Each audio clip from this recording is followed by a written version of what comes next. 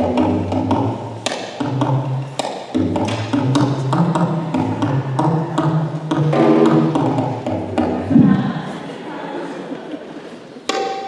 most of you must have by now noticed that tabla is an instrument that not only holds time, but also supports the main instrument as harmonic, providing the bass tones and stuff, and so on. This wasn't always the case. Before this was there, it was just, you can still hear it because this is on, but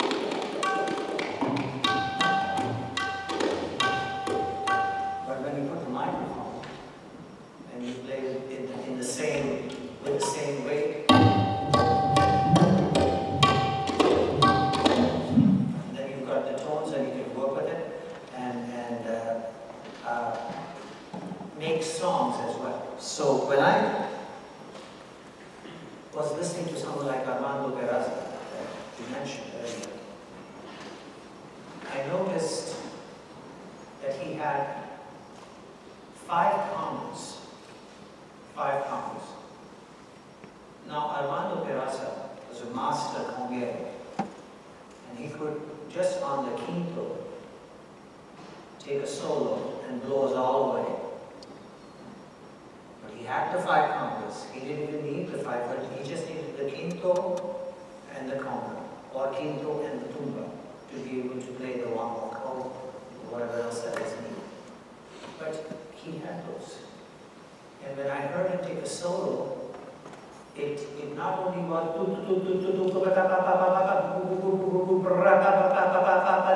all that was there, but at the same time,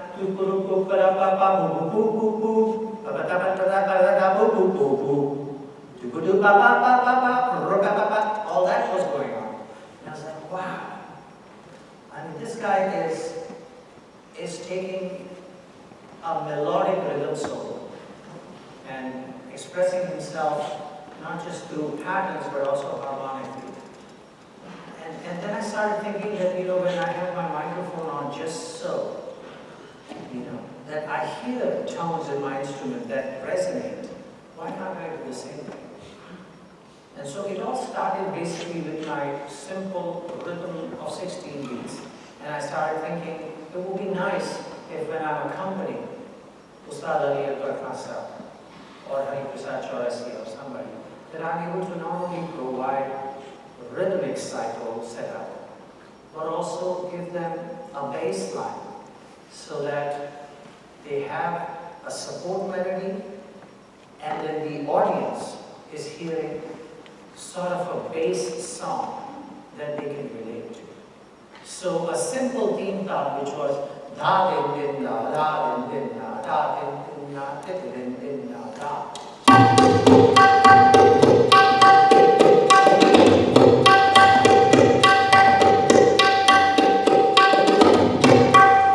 Simple theme tab like that became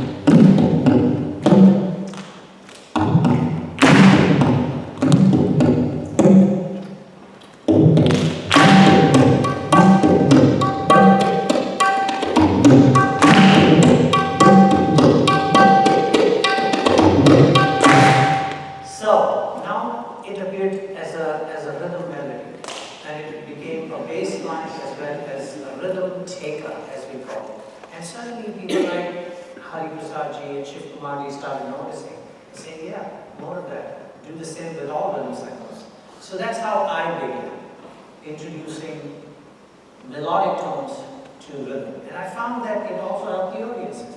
So, rupata, din, din, na, din, na, din, na, became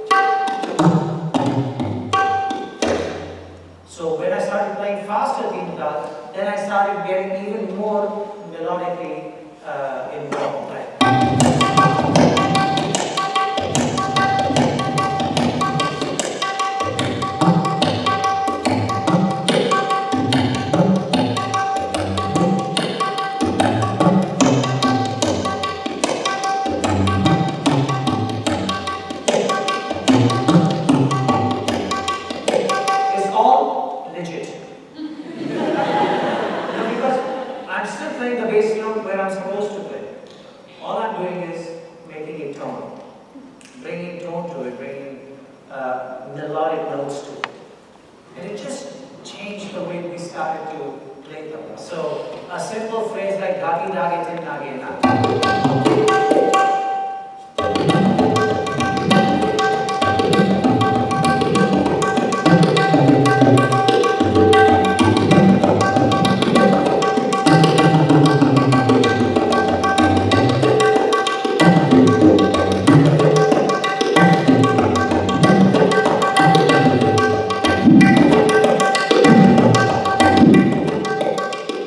Many different melodic expressions started to emerge. So this is a recent development in tabla. It's not an order. It happened because somebody put on a nice microphone, a good Meyer sound system, and cranked it up.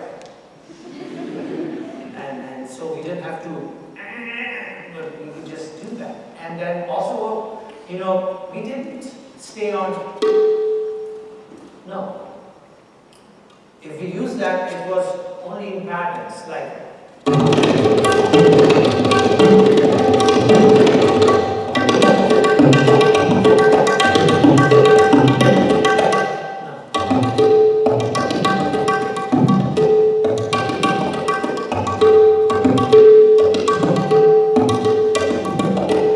using all those tonal changes. It's all recent additions to the tabla. So tabla does melody.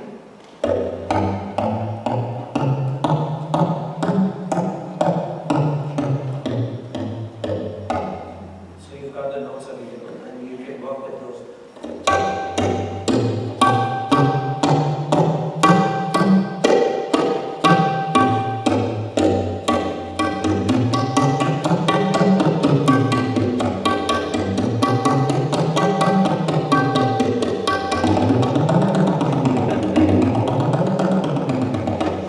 Right, so you're working to get this melody going and with the tabla.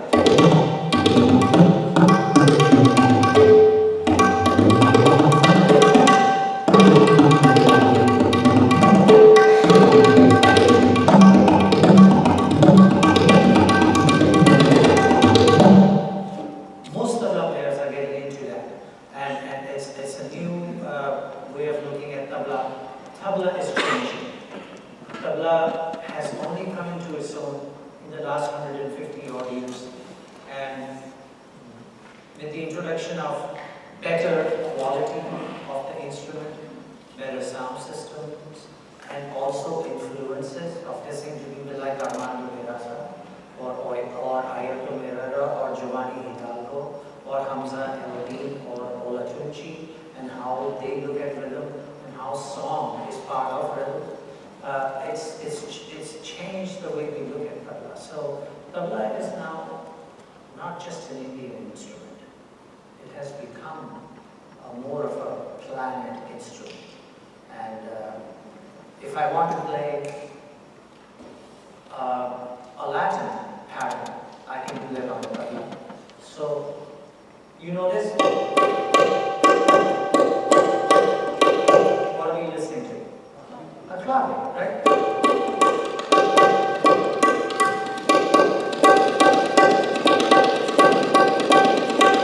What's a clave without, if you don't have the bass thing?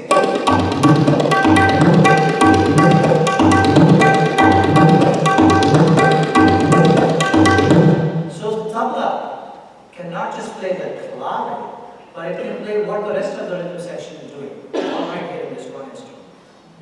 So it can do all that. So it has the versatility to make that possible.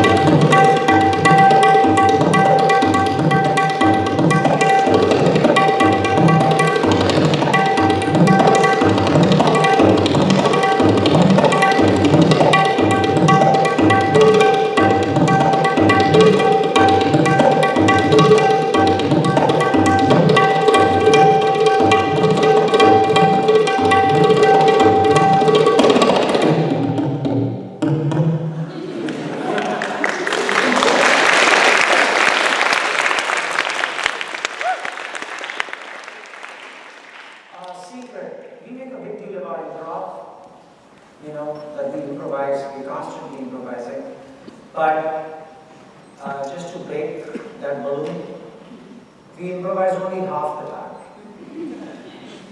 The other half the time we're just thinking of what to do next. That's why we have a very interesting device inserted into the rhythm cycle. It's called khali. Khali literally means empty. So basically it's a mirror. So if you come up with a pattern, you must have noticed that we have the tendency of playing something that we come up with at least twice. We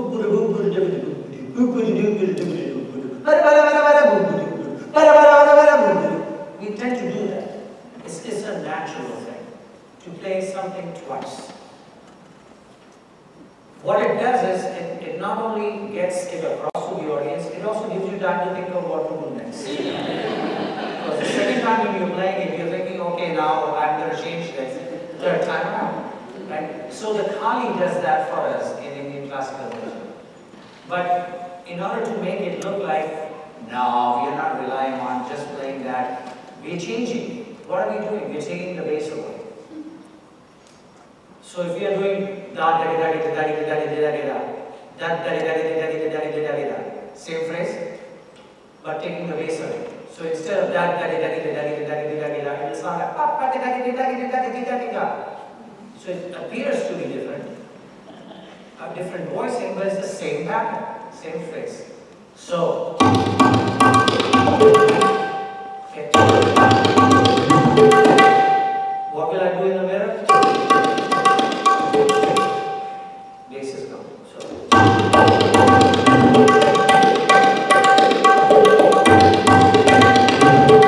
What should I do next?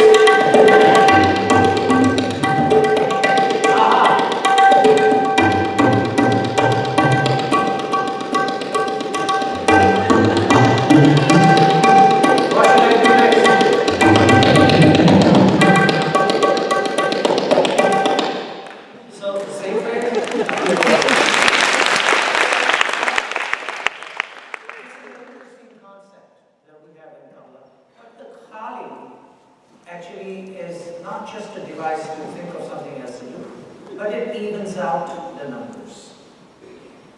1 is not complete until you get to 2, and you say 2. So since you've said 2, you've got to completely say 2 so you can say 1 again. 1, 2, 1. You can't go 1, 2, 1. 1, 2, 1. 2. So you've got to be able to make that happen. So the concept of khali is very interesting for us because it gets intricate when you get to certain rhythm cycles. For instance, if you're playing a 7-beat rhythm cycle,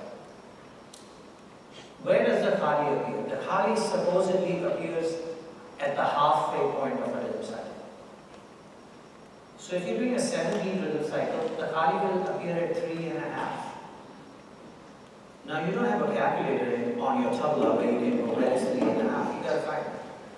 And not only that, but you have to find it, you have to improvise. So if you're now divided your cycle into 2 3.5s, you're improvising on phrases of 3.5 beats each. So in that sense, the khali also offers you a challenge to work on. I just wanted to touch on one aspect of tabla today, which, is something that helps us to improvise.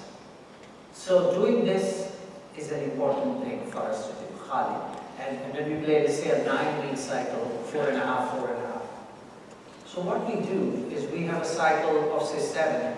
1, 2, 3, 4, 5, 6, 7. 1, 2, 3, 4, 5, 6, 7. 1, 2, 3, 4, 5, 6, 7. 2, 2, 3, 4, 5, 6, 7. 2 7s over 1 7. So it's fun. You have twice the speed. But what have you actually done? You've actually divided the basic set into 2 equal parts, which is 3.5 and 3.5. 2 equal parts are that. So if you do 1, 2, 3, 4, 5, 6, 7. 1, 2, 3, 4, 5, 6, 7. 3, 4, 5, 6, 7. 1, 2, 3, 4, 5. 1, 2, 3, 4, 5, 6, 7. 1, 2, 3, you've gone 4 times as fast, so you've got 4 sevens over 1 7. How does that divide up, number-wise? 1 3/4 each, right? 1 3/4 and 1 3/4 is 3 1/2, right? So you now have 4 phrases of 1 3/4 each. It's actually a simple idea. But when we work with it in Indian music, it's interesting. So when you are playing your 4-beat rhythm, 4/4, and you go twice as fast, you've got 2 4s, so you're doing what? You've divided into 2 and 2, and then 1 and 1. And then if you go even faster, it's half, half, half, half, half, half. So it's interesting how the cycles work without having to think about how to count 3 1/2 in 7. All you have to do is play 2 sevens over 1. How to count 1 3/4 over 7. Just play 4 sevens over 1 7. You got it? Simple enough. Right? You can also divide it 3 ways. 1 2 3 4 5 6 7. 1 2 3 4 5 6 7. 1 2 3 4 5 6 7. 1 2 3 4 5 6 7. 1 2 3 4 5 6 7. 1 2 3 4 5 6 7. 3 sevens over 1 7. So how does that divide up? Now you go. So you're doing triplets, basically. So mathematically it's there, but we don't dwell on the mathematics of it in that manner. We think about it as phrases. So din, din, na, din, na, din, na. 1 2 3 4 5 6 7. Din, din, na, din, na, din, na. Target, target, target, target, target. 1 2 3 4 5 6 7. 1 2 3 4 5 6 7. 1 2 3 4 5. Target, target, target, target, target, target, target.